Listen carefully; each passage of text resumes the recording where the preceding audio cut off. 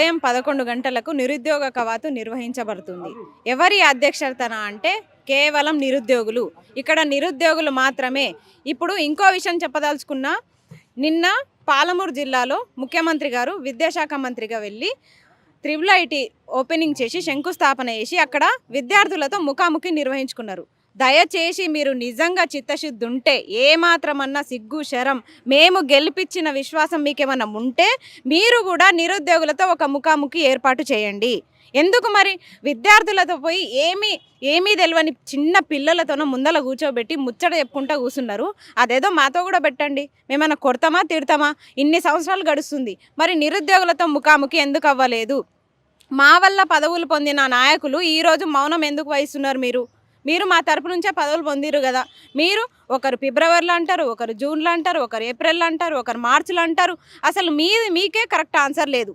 నోటిఫికేషన్లు ఎప్పుడు వస్తాయని ఏడాదిలోపే 2 లక్షల ఉద్యోగాలు అన్నారు. దీనికి సమాధానం చెప్పండి. మాకు కావాల్సిందల్లా 2 లక్షల నోటిఫికేషన్లు మాత్రమే. దానికోసం మేము ఎన్ని రకాల ప్రయత్నాలు చేయాల్సి వస్తే అన్ని రకాల ప్రయత్నాలు చేస్తూనే ఉంటాము.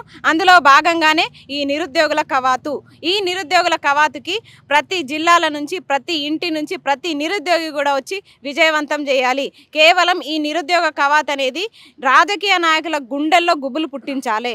అది గుర్తుపెట్టుకోండి. ఎందుకంటే ఇక్కడ ఉండే 10 మందిని వీళ్ళు నిరుద్యోగులు కాదు, వీళ్ళు పేడ్ ఆర్టిస్టులని మమ్మల్ని బద్నాం చేస్తున్నారు.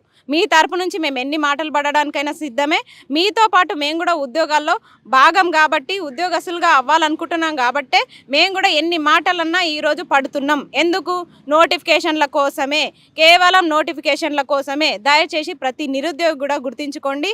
అందరూ కూడా హైదరాబాద్ తరలి వస్తే మాకు మద్దతుగా ఉన్నట్టుంటుంది, మాకు బలం ఉన్నట్టుంటుంది. ఎందుకంటే మేము 10 మంది మేము ముందలు ఉంటున్నాము, పడుతున్నాము కాబట్టి వాళ్ళు అంటున్నారు. మీరు ఎవరు వెనకాల వస్తలేరు కాబట్టి మీరు అందరూ ఆ రోజు 21న వచ్చి ఈ నిరుద్యోగ కవాతుని జయప్రదం చేస్తే వీళ్ళు ఖచ్చితంగా 3 రోజులు నిద్రపోరు. నెక్స్ట్ 4వ రోజే మనతో చర్చలు జరపాలి. ఆ విధంగా ఈ నిరుద్యోగ కవాతు మారుమోగాలి. ఒక ప్రశ్న ఎదురైతుంది మీకు. మీరు రాజకీయాలకు అలవాటు పడరంట బాగా. రాజకీయాలకు అలవాటు పడలేదు, వీళ్ళు అలవాటు చేస్తున్నారు. ఇంకొకటి, చదువుకున్న వాళ్ళు రాజకీయాలు ఉంటే తప్పేంది?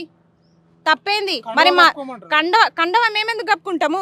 మీకున్న కండవాలు కాపాడడానికనే మేము ఈరోజు మిమ్మల్ని ఆ కండవాలు కాపాడించి మిమ్మల్ని ఆ కుర్చీలో కూర్చోబెట్టినాము. అసలు మేము అనేటోళ్ళం లేకపోతే మీకు ఆ కండవాలు లేవు, ఈ అధికారం లేదు, మీ పదవులు కూడా లేవు. ఒక దొంగను తీసుకొచ్చి ఈరోజు మేము ముఖ్యమంత్రిని చేసినామంటే అది మాకున్న పవర్, తెలంగాణ ప్రజలకున్న పవర్. ఇక్కడ కేవలం నిరుద్యోగులం కాదు, విద్యార్థులము, ప్రజలము, మహిళలము అందరం కూడా. ఇక్కడ కేవలం నిరుద్యోగుల నుంచి ఇన్ని గలాలు ముందుకొస్తున్నాయి. కానీ ప్రతి మహిళ నుంచి, ప్రతి ఇంటి నుంచి గలాలు ముందుకొస్తే వీళ్ళు తలెత్తుకొని ఏ జిల్లాలో కూడా తిరగలేరు. సిగ్గు శరం లేకుండా ఇప్పుడు జిల్లాల పర్యటనలు పెట్టుకున్నారు. మున్సిపల్ ఎలక్షన్స్ కోసమా? ఇప్పుడు ఏమన్నా ఎన్నికలు వస్తే తప్ప మీరు జిల్లాలలో కనిపించట్లే. ఎందుకు? అక్కడ మేము నిశ్శబ్దం వహిస్తున్నాం కాబట్టి. ఇక్కడ ఉద్యోగాల కోసం పోరాటం చేస్తున్నాము. అక్కడ కూడా మేము పోరాటం మొదలు పెడితే మీరు ఏ జిల్లాలో కూడా అడుగు పెట్టలేరు. మీరు సొంత జిల్లా అయినా పాలమూరులో కూడా ఎన్ని తప్పులు చేస్తున్నారో త్వరలో అవి కూడా చూపిస్తాము. కనీసం ఆసుపత్రులు, మహిళల కిట్టులు, అలాగే ఇందిరమ్మ ఇల్లు అంటున్నారు, వాటి భాగవతం, అలాగే నిరుద్యోగులు, విద్యార్థులు. ఇంకొకటి, విద్యార్థులు కూడా గుర్తుపెట్టుకోండి, మీరు కూడా కాబోయే ఉద్యోగస్తులు కాదు, కాబోయే నిరుద్యోగులు. మాతో పాటు రేపటి నాడు మీరు కూడా మా వెనకాల ఇట్లే పోరాటాలు చేసుకుంటూనే తిరగాలి, వీళ్ళ మీద నమ్మకం పెట్టుకుంటే. కాబట్టి అందరు కూడా, ప్రతి ఒక్కరు కూడా మాకు మద్దతు ఇవ్వాలని చెప్పేసి మేము కోరుకుంటున్నాము. ఈ నిరుద్యోగ కవాతుకి ప్రతి జిల్లాల నుంచి ప్రతి నిరుద్యోగి కూడా కదలి వచ్చి వీళ్ళకి గుబులు పుట్టించాలని మేము కోరుకుంటున్నాం.